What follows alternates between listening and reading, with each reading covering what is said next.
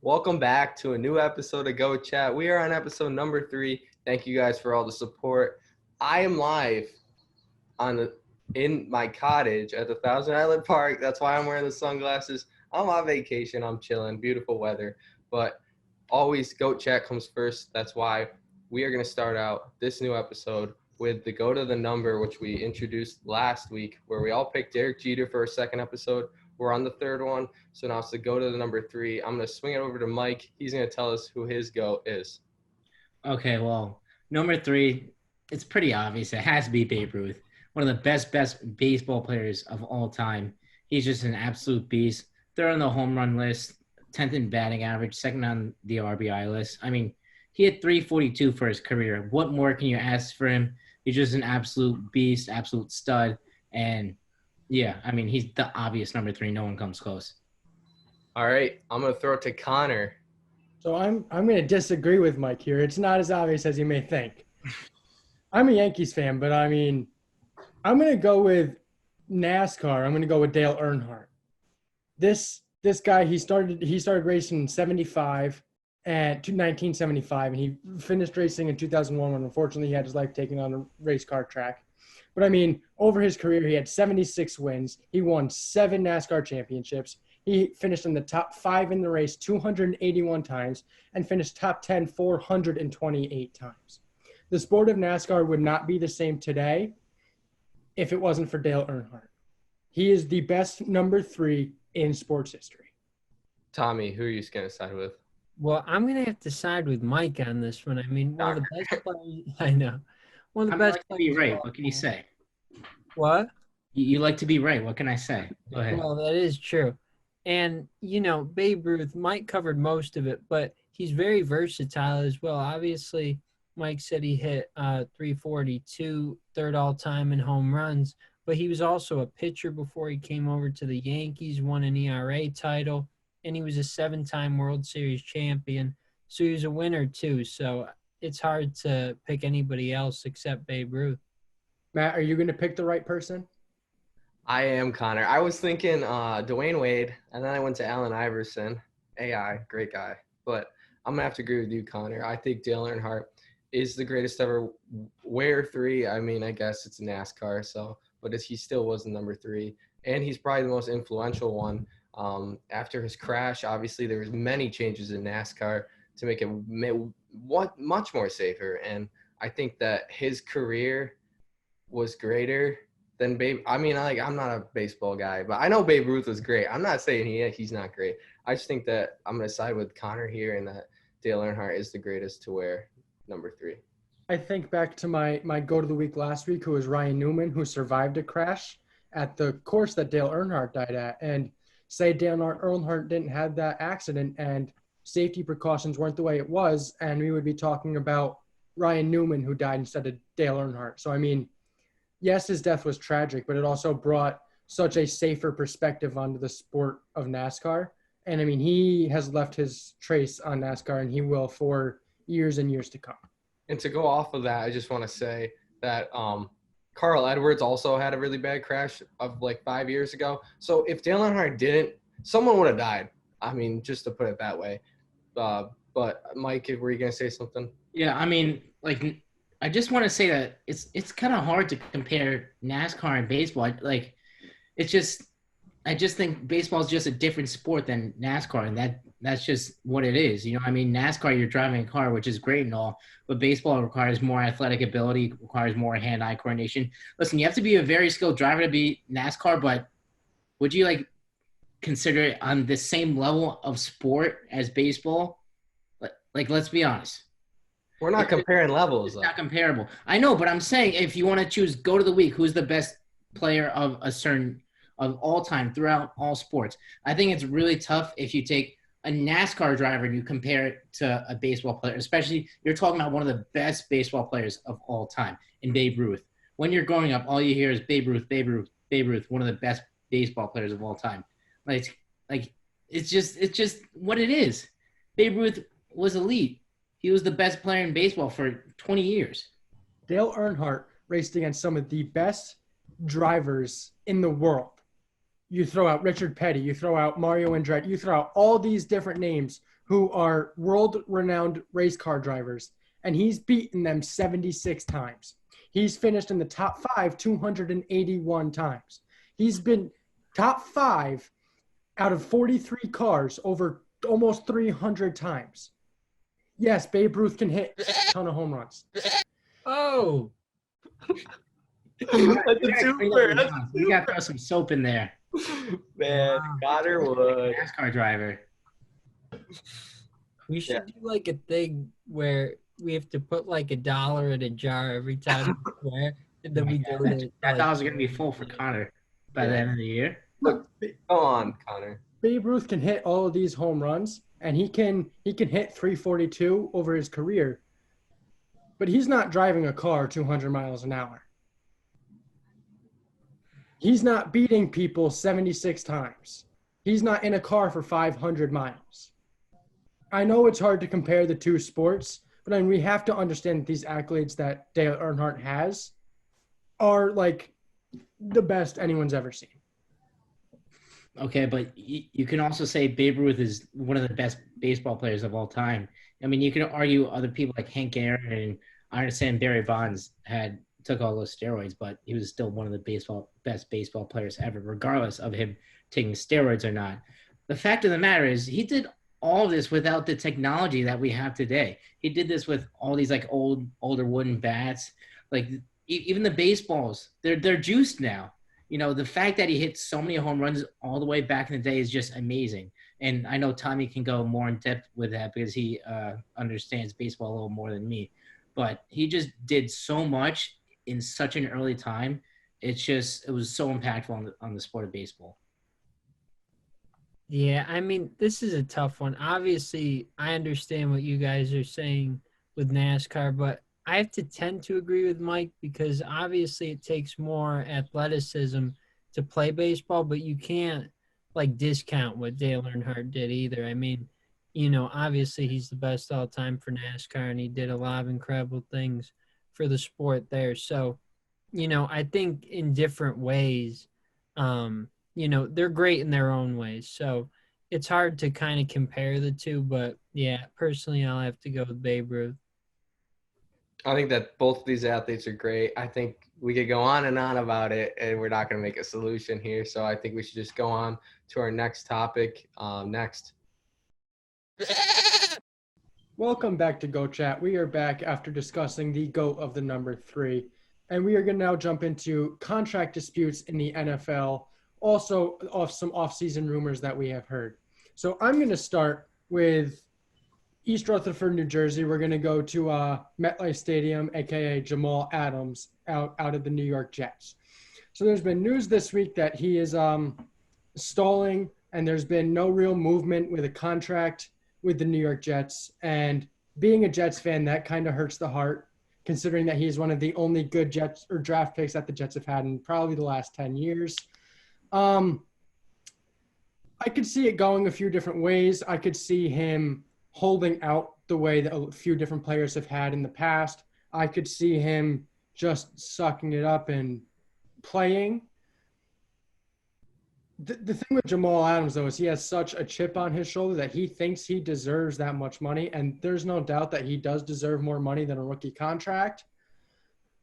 But he has to remember that he's a strong safety in the NFL, and he has to make accustomed to that salary rather than what he's asking for. I don't know. What do you guys think?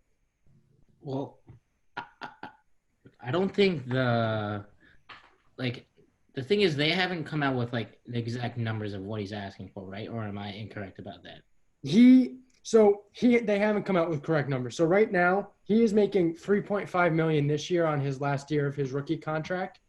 And then if they decide to give him his 5th year, he will jump up to a $9.9 million salary for his 5th year.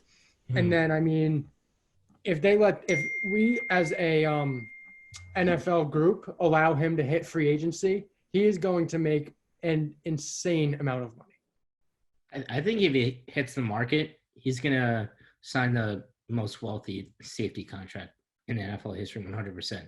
I think he's such a game changer. Last year, he was an all-pro, had 6.5 sacks as a safety. That is absolutely ridiculous. And he could still pick the ball off, too. He had an interception. Last year, he's had an interception in all 3 of his years. So he could definitely play the ball really well. And he's just one of those guys that you want on your team to go out and make plays. Get in the opponent's head, lay the wood. He's just a really strong force. And I think the Jets need to sign him. They need to sign him. That's it. And I don't blame him for trying to hold out. He wants his money. So if I was a Jet, I would try to sign him. He's definitely, in my opinion, probably the best safety in the NFL. And if once he hits the market, then he doesn't sign with the Jets, he's going to get the biggest contract. Either way, he's going to get the biggest contract. But I think if the Jets were, I guess, smart in this situation, I mean, obviously I'm not an NFL GM whatsoever. I'm just a 18-year-old kid. But I would sign Jamal Adams. Madden 20, I would sign Jamal Adams. As a Jets fan, there's nothing I want more than to see 33 in the backfield playing a hybrid safety. But then you also think the Jets got a new GM this year, Joe Douglas, who came from Philadelphia. And if you look through his offseason, he has signed a lot of 1-year minimum deal contracts. He's doing a lot of prove-it contracts. And I don't think he's the type of GM that will go out there and give that kind of money to a player. He is a very financial GM, and while I do think that the Jets need to make that contract, and I think he does need to sign that paper when it comes to Jamal Adams, I don't think he will because he's stingy with how much money he's spending on the team. I mean, hey, that might be the smart. I mean, Joe Douglas being financially I guess, intelligent about that. That could be a smart thing. We really can't tell the future, and we really won't know if he's worth all that money. Well, let me tell you from experience. I think the Jets are walking on really, really thin ice right now, as you can see what's going on with Dak and the Cowboys. We'll get into that a little bit after this Jamal Adams talk. But, I think they got to give him the money now, or he's going to hold out, ask for more money, cause distractions to the team. I just think if you want him, sign him now. This is the best deal you're going to get. He's proved that he's one of the best safeties in the league. You got Earl Thomas, Minka Fitzpatrick. Those are probably the top 3 right there, along with Adrian Amos. Who? Adrian Amos? Not really, but he's up there. He's still pretty good, but he's not Jamal Adams level, 100%. No. But I think the Jets need to go out and sign him now. That has to be their number 1 priority going into training camp, 100%. Sign or trade him. Mike mentioned the Cowboys. There have been a few different things flying around. There were a few months ago with Jamal Adams possibly being traded to Dallas, but I had read somewhere that the Jets wanted 2 key pieces of Dallas's offensive line that Dallas wasn't able to give up, and they wanted a first-round pick. And Jerry Jones thought that was just too much. And now with the contract resurfacing and them stalling out on a contract, I have once again heard Dallas's name come around for a potential trade. And I just want to I'm a Jets fan. Mike's a Dallas fan. Why don't we try to iron out what we think would be a fair trade between the 2 teams? Well, right now, what I've heard is that the Jets want a first and a third for Jamal. I think that's a fair trade. If Dallas gives their first and third next year for Jamal, that's a fair trade. And the good thing for Dallas is that Jamal Adams has an interest in them, and he said he's willing to take a hometown discount for the Cowboys to sign him. And the Cowboys have a bunch of star players under large contracts, so that would be huge for them. And he would completely change their defense. Their strong safety play was not good last year. Listen, I like Jeff Heath. He's made a couple plays, but he's just missed so many tackles. It's just been miserable. I think Jamal Adams would make a huge difference for them. Definitely solidify them as a playoff contender. What do you guys think? I think so. I think he could definitely bring a different edge to that defense. The Dallas Cowboys have been missing that explosive player. They need a playmaker in the secondary. They haven't had that since, since probably Deion Sanders. It's been ridiculous. They haven't had anyone back there. They don't really have anyone on their team like what Jamal Adams did for the Jets, where he would stand in the locker room and fire them up every game. I haven't seen videos of any Dallas Cowboys doing that or anything. I see a lot of them just mellow talking, just kind of getting ready for the game. Now, Mike, I have a question to ask you is we're going to get into Dak here in just a few minutes, but if you had to decide between trading for Jamal Adams and paying him or paying Dak, who do you pay? Easily pay Dak. Easily. Listen, Dak is their franchise guy, and he needs to be their first priority. The Cowboys already lost the deal. That's the end of the story. They just need to suck it up and pay him because they have no other options. If you want to play Andy Dalton and go 8-8, yeah, let's do that. How well has that turned out for you? You're not getting a high draft pick, and it's just not going to work out. Dak can take you to a Super Bowl and win a Super Bowl. He's had 4 years to do that. Where have they gotten? Dak cannot take you to a Super Bowl. Are you kidding me? Come on, Yeah. Dak's been in like what, one playoff game? He's been in 3. He's 1-2. All those playoff games, they had the reason that they lost was not because they Dak. The only reason that they were in those games was because of Dak. I don't know if you guys watched that Seattle Seahawks game in 2018 where he made that play on 3rd and 10. He ran through the middle, He ran through Bobby Wagner, the best middle linebacker in the league, for the first down. I don't care. He has a ton of heart. He's very talented. He's just the franchise guy for Dallas, and they need to sign him. That's it. Let me ask you. Yes. He had his one good season. Talking about the first year. He showed out his rookie season when no one thought Zeke showed out too. That was like a 2-punch. Of course they're going to be good. That was a combo punch. They couldn't beat the Packers, though, in the playoffs. Was that the year he got his win in the playoffs? Was his rookie season when he had him? No, they lost. They lost the Packers. 2 field goals from the heavens. God was just blowing it into the field goal post. All right, I like to say Dallas fans are all delusional, okay? Yeah, Adrian Amos is as good as Jamal Adams. I never say he was as good as Jamal Adams. I say he was one of the best, though. Listen, Dak is not a Super Bowl quarterback. He's not even the best quarterback in the NFC East. Come on. I'm not saying Andy Dalton would be better than Dak because that would just be outrageous, okay? He obviously would be the best option at quarterback for Dallas, but is he worth all that money?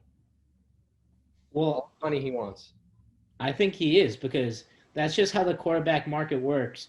Like, honestly, Derek Carr signed the most rich quarterback the most rich contract in NFL history. Now he's the 13th most highest paid quarterback. In 3 years, the contract is going to look great. I'm not worried about how much he's getting paid. As long as he doesn't get paid $40 million in the first year, it's fine.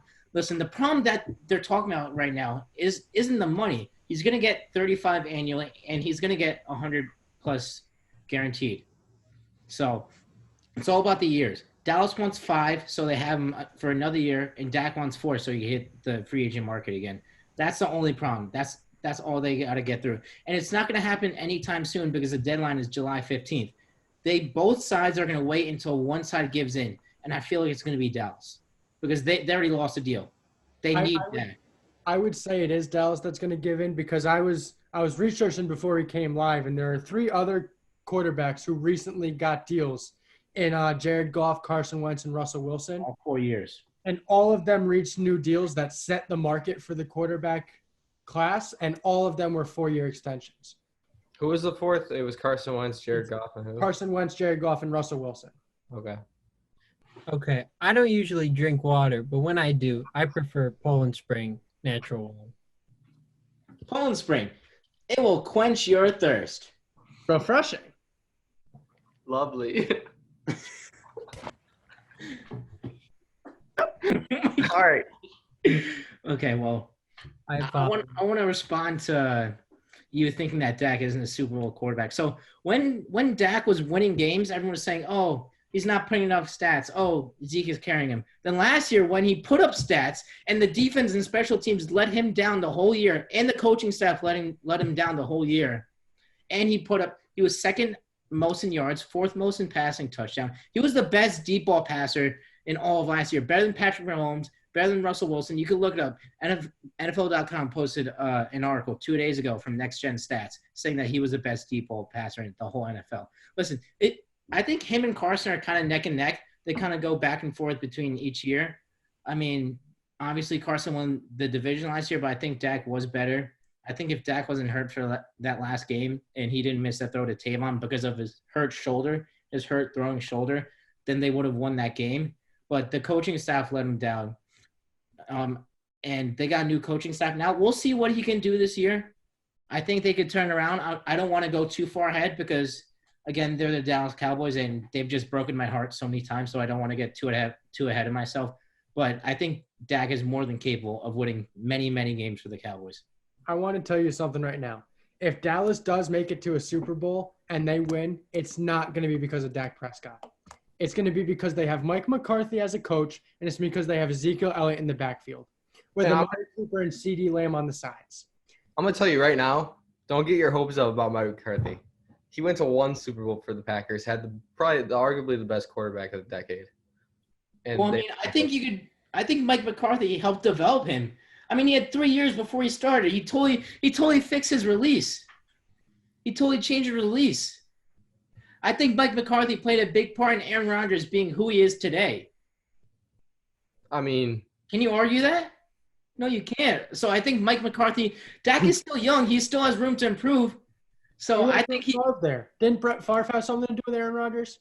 Brett Favre wanted nothing to do with Aaron Rodgers. Yeah. Let's be real, Connor. I mean, Mike McCarthy is sort of a quarterback guru. He coached Joe Montana, sure, Favre, Aaron Rodgers. Dak is not going to be anything like Aaron Rodgers. That's what it's going to be like. Dak you never know. You never know. Stop. Now you're sounding like a actually being delusional. Like I should put like some like delusional effects on you right now. I'm saying it's a possibility. I'm not. There's a very, very slim chance that he will be like Aaron Rodgers, but I'm saying that there is a possibility. I believe in Dak and what he can do. I mean, you made a good point against me about Mike McCarthy and Aaron Rodgers. You know, we'll just have to see what's gonna happen in the future. Mm-hmm. And I just want to touch on that point you made, Connor, about it not being Dak. Well, Zeke last year, he averaged 4.2 yards per carry. You know who averaged more?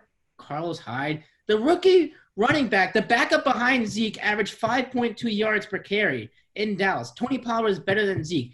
Zeke, I don't know if it was because he was in Cabo all of training camp, but he was just not the same. Hopefully this year he could bounce back, but he was just not the same. He was a fat bag of garbage last year. He was just sluggish. You guys didn't make the playoffs. Because of the defense and special teams. They had the number one offense. Dak led them to the number one offense in all of last year. Dak just threw for yards. I mean, the first person yards was Jameis Winston. Are you saying that he's okay? But he threw 30 picks. Third one was Jared Goff. 11 picks. Third one was Jared Goff. Okay, Jared Goff. All not quarterbacks. They all didn't make it to the playoffs. Just because you throw for a lot of yards doesn't mean you're all of a sudden an amazing quarterback. Okay, but I'm saying that the defense and special teams was the reason. Dak was really good last year. You know how bad the defense was last year? Their DB's coach, Chris Richard, who is not with them anymore. I'm not sure if I told this story on the podcast last week, but so George Iloka was one of the backup safeties. In an interview about a couple weeks ago, he was telling a story about how he's trying to disguise the Cowboys playing cover 3, which is like their main coverage. Chris Richard saying, no, we want to show them what we're doing. The Cowboys are playing preseason defense the whole year. They were just vanilla. Mike Nolan, hopefully he will come in, spice up that defense a little bit, change up the coverages, because the Cowboys are pretty much saying, this is what we're going to do, and just beat us. That is why they lost to the Chicago Bears. That's why they missed 15 tackles that game. That's why they let Jeff Driscoll of the Detroit Lions dot him up. They scored 30 points on the Cowboys. Jeff Driscoll did. So, listen, the defense was horrible. They had the worst special teams in the league last year. I don't want to hear any slander about Dak. It was not his fault at all. He was the only reason he was in the Cowboys were in every single game last year. I'm going to leave it at that. I'm going to stop talking. I'm going to ask you a question. You bring up defense and how poor it was. Where does Kansas City's defense rank from last year? I mean, how many points were put up on Kansas City per game last year? And what was their season outcome? They won a Super Bowl because they have a quarterback who can lead them even when their defense is giving up points. Dallas doesn't have that in Dak. Even the Packers had a really bad defense some games. The Packers had a top 10 defense last year. And the Chiefs. No, they didn't. It was 16, I'm pretty sure, in rush yards. Pretty sure Dallas was 16 last year. Oh, it was 15. Kind of looks like he's looking that up right now. They were not. Listen, I really don't think they were top 10. the run game and the defense carried the Packers last year. Am I wrong about that? No. Yeah. Well, let's not change the subject here. You have a team. Oh wait, I meant to say yes. You were wrong. Sorry. Is Aaron Rodgers still? I was like totally was blanking out there. Aaron Rodgers still played a part. He led that team. He got the job done. He led the team. We were in the playoffs. 13-3 record. Yeah, 13-3 record. You can't tell me that Aaron Rodgers did not lead that team. I'm saying Aaron Jones led that team. You're talking about the wrong Aaron, and you're talking about all the It sounds acquisitions like they got. Skip Bayless, who's also a delusional Dallas fan. What? What did I say that was incorrect? Aaron Jones led that team last year. Aaron Rodgers is nothing better than above more average. yards doesn't mean you lead the team. You still need leadership in the locker room and out. So you're saying Aaron Rodgers, the diva that he is a fantastic leader, much better than Dak. Green Bay didn't have Devontae Adams for 5 weeks last year, and they went 4-1 in those games. Who's his wide receivers? Because of the defense and the running game. Oh my god! I think we should just switch to Cam Newton if we want to talk about him at this point. And also, I want to touch on that point by the Chiefs. Once they signed Terrell Suggs, their defense was one of the best in the league. They still have Tyrann Mathieu, one of the best safeties in the league. Chris Jones, the best defensive tackle in the league. And you saw in the Super Bowl when they only held the 49ers to 20 points. And you saw against the Titans when they stopped Derrick Henry. Their defense was much better than expected. Their defense was above average and better than the Cowboys. All right, Tommy, do you want to talk about Cam Newton? I'll talk about Cam Newton. We need to get Tommy content. So there's 2 places I could see him going, and you can let me know if you disagree with it. But the 2 places I'm thinking potentially the Patriots or the Buffalo Bills. Now the Bills do have the Bills do have Josh Allen there, but he has a good relationship with Sean McDermott and the GM Brandon Beane because they were both in. That's fair. They're all in Carolina. Yes, they were all in Carolina. And then the Patriots, obviously, because of the departure of Tom Brady. Listen, no, Tommy, I think you bring up a good point about the Buffalo Bills. If he does want to sign for a backup role, I think the Bills could be a spot because he already has past connections there with Sean McDermott and the GM from Carolina. So I think if the problem is right now he doesn't want a backup contract. He wants to compete for a starting role. And I think the Patriots are a spot. I think before the Chargers drafted Justin Herbert, the Chargers could have been a spot. Maybe in the Bears or Jacksonville. I don't think the Bears, since they got Nick Foles. I don't think. Yeah, that's a problem. They got Nick Foles? Yeah, they do, Tommy. Let's go. I think Jacksonville could be a spot too if he does want a starting role. But I love my man Gardner Minshew. I can't say bad about him. I think a great role, definitely going to be a backup role if he went to the Washington Redskins, just because Ron Rivera is there, and there's uncertainty with Dwayne Haskins if he's going to be the franchise quarterback or not. So I think that would be a good role for him, maybe with a backup role. Another place I could see him going is the Pittsburgh Steelers. I think that Ben's obviously definitely in his last couple of seasons. I think that once Ben leaves, maybe you could bring in a guy like Cam Newton to lead your offense with Mike Tomlin. That would be a good one. But I don't think he's going to get a starting role. I'm just hoping that he settles because it's a very slim chance that he gets to compete for his starting role. Even compete, you know what I mean? I think if he does go to Washington, but I don't see any reason why Washington would sign them. They're still rebuilding. They want to develop Dwayne Haskins. So yeah, I don't see them signing him. So, but the Steelers could be a spot if he wants a backup role. And I don't know. I think Big Ben is gonna get hurt this season. I just think he's getting older, more fragile. He already got hurt last season. I know that was more fluky, but I just don't have faith in Big Ben. I don't know what you guys think. Connor? Let's not forget, though, I'm going to touch on Cam Newton here for a second. Let's not forget, though, that he was at a Super Bowl 4 years ago. That's 4 years ago. Hang on. We're all throwing around how he should be a backup. And yes, he's not the Cam Newton that he was 4 years ago, but this guy can still play ball. He can still play football. And I think if he gets into a right system, he can be one of the middle of the road quarterbacks here in the NFL, where he can take a team to 10-6 and put them in the playoffs.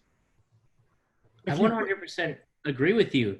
I don't think it's a problem with his talent, but I think it's a problem with the situations that are available. That's the only problem I see. I think he's still – quarterback is Gardner Minshew. Listen, Gardner's a beast. I don't care what Gardner's not that good, but I think that if you're Jacksonville, I think Jacksonville wants to roll with him. That's just that's the problem. No one wants him. It's not Cam Newton isn't good. Teams are in certain situations where they don't need a quarterback. I think that's a problem. Not his talent. Yeah, I agree with Mike. No one is denying that he can't be a starting quarterback in the NFL. Well, at least on this podcast. I understand there are some people like Colin Cowherd that make those takes, but I think he definitely can be an average quarterback at least. He still can run the ball. So yeah. I just also want to touch on your Ben Roethlisberger point there for just a second. Roethlisberger. You hear every year about somehow Ben Roethlisberger is getting hurt. It's every year with him, and I don't think this year is going to be any different. And I think in the coming years we're going to see a very different Steelers team. I think Juju is not going to be on the Steelers next year. I don't think they're going to have their quarterback is going to be Mason Rudolph. This is probably Ben Roethlisberger's last season. And unfortunately, I'm going to say he's probably going to finish his career on injured reserve just because of how injury prone he's been over his later years. And we're going to see a definite shift of culture of football in Pittsburgh. Well, I think the shift is already starting to happen. You see them go from one of the best offensive teams the past couple of years to being just a defensive monster last year. They brought back the Steel Curtain. Ever since that Fitzpatrick trade, their team has been completely different. He's been such a playmaker for them. That's why I wanted Dallas to trade for him. They need a playmaker in, the defensive backfield, like I was talking about earlier. But they didn't, and the Steelers got him, and he's made a huge impact for them. So I don't know who's going to replace him. It might be Cam. We'll see. Who knows? Or you could think, what if some teams are tanking for like Trevor Lawrence or Justin Fields? Trevor Lawrence is a bust. I will put that out here right now. Trevor Lawrence. This is not what we're trying to talk about, but we'll talk about that another time, I promise. But did you guys ever think about Tampa Bay? 1 year under Brady? No. Maybe next year, but not this year. I think he has that job locked up. It's in his safe. Last year? What? I don't think this is Brady's last year. Really? I think he has signed a 2-year deal. He has at least one more year after this year, I think. I think this might be his last productive season. Yeah. Was last season productive for him, though? Yeah, it wasn't that productive. I mean, I just think you look at the pieces around him last year, and they're all, they were just horrible. A bunch of defense was really good. Trash. So, I mean, we'll see what he can do this year. He has all the weapons. He has no excuses anymore. We'll see what he can do. I think that's a pretty good spot for us to wrap up our NFL segment for the week. And coming up next, we're going to be talking about baseball's plan to return in July, and we're also going to touch on Bryce Harper's plan that he posted on his Instagram page. Hello, everybody. Welcome back to the Goat Chat podcast. Now we're going to talk about Major League Baseball's proposal for next season and also Bryce Harper's ideas. We'll see what everybody thinks about that. But so obviously the big issue so far with baseball coming back has been the revenue split. They want to do 50-50 between owners and the players. The players want prorated salaries. They said that's what they had agreed to back in March. But now the owners want to do a 50-50 revenue split. Baseball is the only sport right now that doesn't do a revenue split between its owners and players. And the union president, Tony Clark, said that would put virtually like a salary cap. So that's why they don't want to do that. But what I've heard is that the players' proposal is to defer the prorated money to next year, and they would do a 50-50 split for this season. What do you guys think? I don't think that's a horrible idea. I think if you do a 50-50 split, like a revenue split, it is kind of gonna put sort of a salary cap on baseball, but it's only for 1 year, so I don't think it's that big of a deal.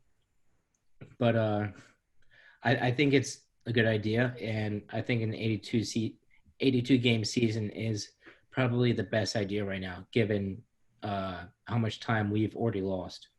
What do you guys think, Connor? I don't really have much more to add. I'm kind of just gonna agree with you, Mike. You kind of touched on it all. The 82 game season is probably the best, and splitting the revenue, I don't think would be a terrible idea either. Yeah, I agree with you guys. I think 82 is a perfect for this situation. I mean, I even think that baseball is just way too many games in general, but that's just I me. agree. No, 162 is too much. No, it should be longer. What? I would love a 200 game season. You know how much fun that would be? For you. Take like 40 games away. I think all these baseball players are tired of playing in the freezing cold. Well, I'm not tired of watching them, so I think. Well, listen, you know what, Tommy? You're not part of Major League Baseball. The players. No, I This know. is the Tommy Moomow show, okay? Oh, Tommy talks for like 2 minutes. I'm sorry, Tommy. I'm talking about Major League Baseball, not the Go Chat podcast. Obviously, you're the star here. Oh, thank you. Tommy, do you want to run through Bryce Harper's proposal? Yeah, so what he proposed, it was kind of weird. It was similar to the NBA, East and West, splitting it up that way. And then in July, they would play all 31 days. They would play all 31 days in August as well. September, 30 days. In October, they would also play the full month, 31 days. That's 4 months in a row. Yes. And then in November, they would only play 15 days. And they would get an off day every 2 weeks on a Monday. And there would be Sunday doubleheaders that would be 7 innings each to cancel this out. And there would be 135 games as opposed to the currently proposed 82. And there'd be 30-man rosters with a 6-man rotation to save arms, but in the playoff format would be altered as well. Right now, they're already like proposing to alter the playoff format by having 14 teams and just doing it similar to how they already do it, just more teams. But he's talking about a 2-week World Series, similar to Super Bowl week is how he described it. What do you guys think? It's pretty bizarre, but I don't think it would work personally. But I don't think it would work either.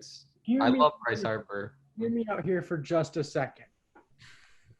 The 4 months straight of games that can't happen. yeah, The double headers may be a problem with player health, and they need more off days. But other than that, it's not super unrealistic. If you take baseball's 82 game proposal and you put it into his, I think it could work. I agree. And I think that the double headers would work because he said 7-inning double headers, which I'm not necessarily a fan of, but that would save players and, try to keep them healthier. But Well, I think kind of when you're talking about yeah, I mean, if you take the biggest problem out of the deal, well, then it'll be better. You know what I mean? I think the biggest problem is just that there aren't enough off days. 1 off day every 2 weeks is ridiculous, and then you have the double headers. Already last year, when the schedule was much more lenient, Yankees had the most injured players in all of MLB history. So it's going to be even worse for player health. And obviously, baseball, you're going to be able to play more. But I think you're going to start relying more on your AAA players, even some of your AA players, if you get that far down the system with all your injured players. And, these players can't play every day. Like, that's a problem. I think the max the MLB could play is 100 games. So I think they have to try and make the new season as similar as it is to the old season. And this plan is just doing like the complete opposite, in my opinion. Are there any things from this plan that you would say the MLB should do? I mean, I like the idea of like getting as many games as possible. I mean, I'm not too familiar with the College World Series format. You just contradicted your own statement there. What? You said that it has to be the max will go is 100 games. Yeah. They have to play as many games as possible. Yeah, but that's as many games as possible. I think. Listen, you want to get as many games in as you can, but you want to keep it safe for the players. And 135 games in 4.5 months is not safe. I agree. I agree with you. I agree that the 135 games is too much, but I'd also he's getting the All-Star weekend in there. He's still getting the yearly award. Yes, there's a lot of stuff that he doesn't have that mentality of an owner or a commissioner that has to actually put something together. But I would say that it's not completely unreasonable that some of the stuff that he's saying. Well, I do like the All-Star game and the home run derby and stuff the day before the World Series starts is kind of like the NFL. So that might be interesting. Take the stupid home field advantage out of the All-Star game. So that could be a possibility. I like that idea. Yeah. Well, they don't do that anymore with the home field for the All-Star game. Oh yeah, I forgot. When did they change that? 3-4 years ago, but I don't know. I mean, I think that is possible. It could work. And one thing that I definitely think that they will use from the plan is a 30-man roster. Because they are going to have less off days just due to the situation. Not to the level that Bryce is describing, but I think that would work. And what was the other thing that I was like? I mean, what's wrong with having a 40-man roster?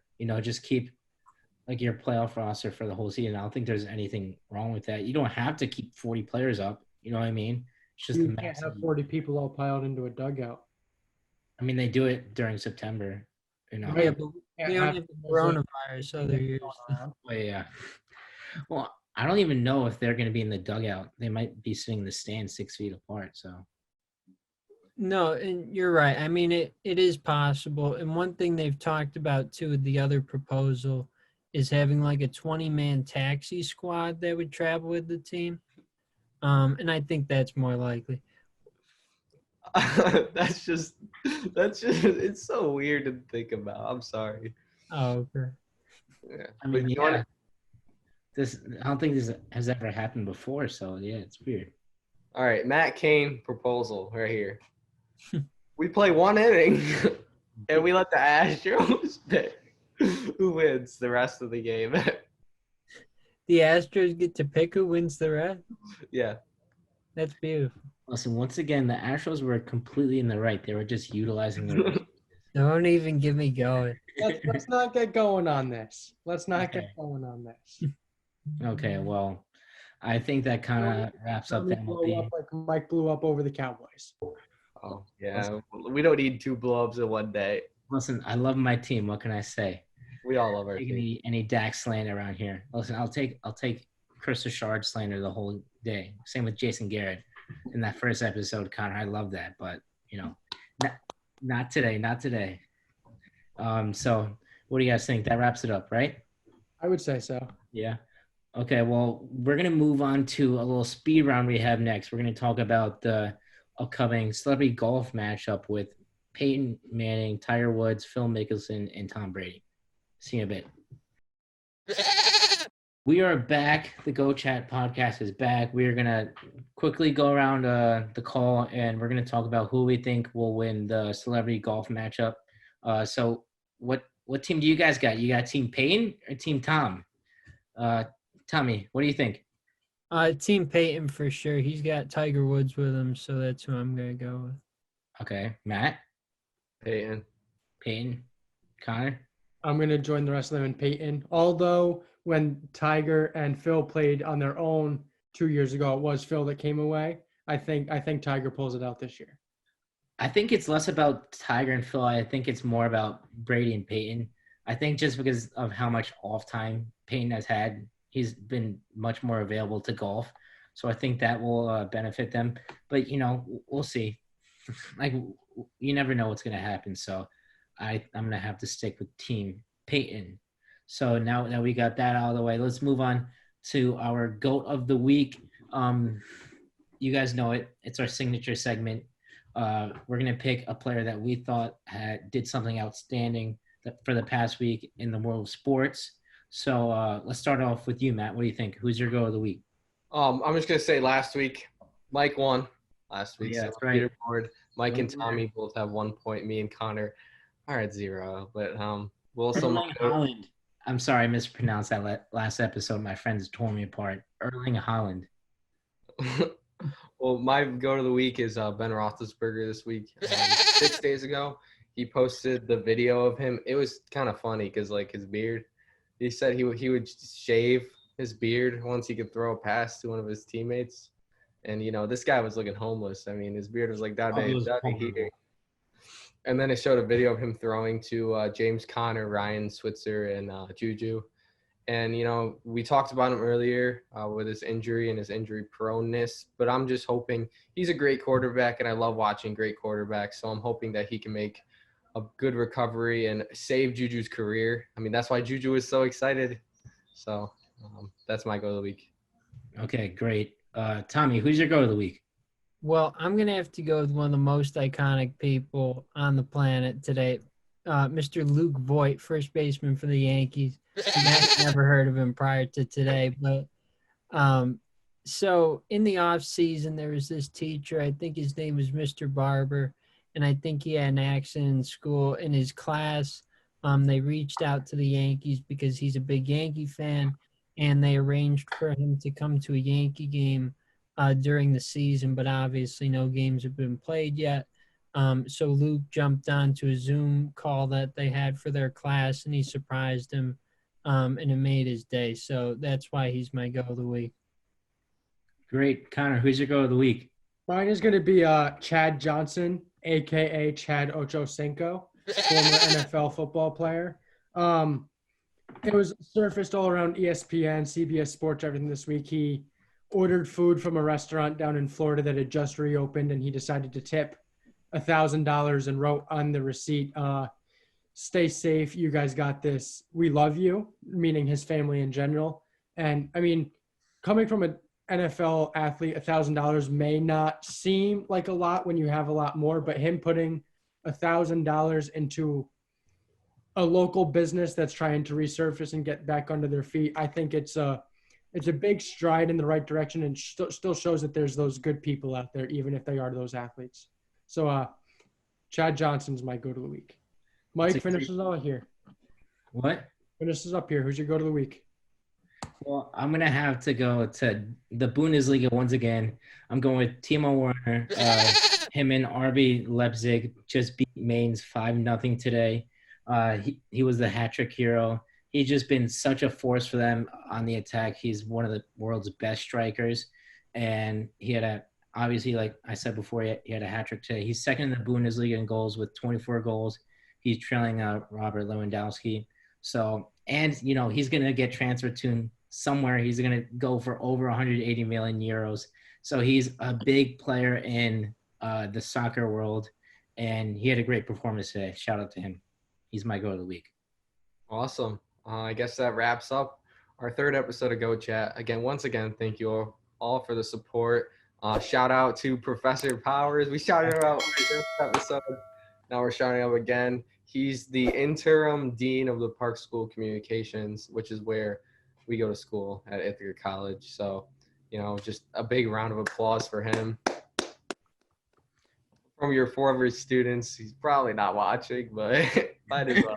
Listen, it's a thought that counts. Yeah. Other than that, happy Memorial Day, guys. As And- always, stay healthy. Don't forget to follow our socials as well. And we will have a surprise for you guys this week, so be ready for that. Stay tuned. Surprise. Yeah, Check Instagram, Twitter, all that stuff. TikTok. Don't forget TikTok. Oh, yeah, 100%. Post quality content there as well. All right. See you next time.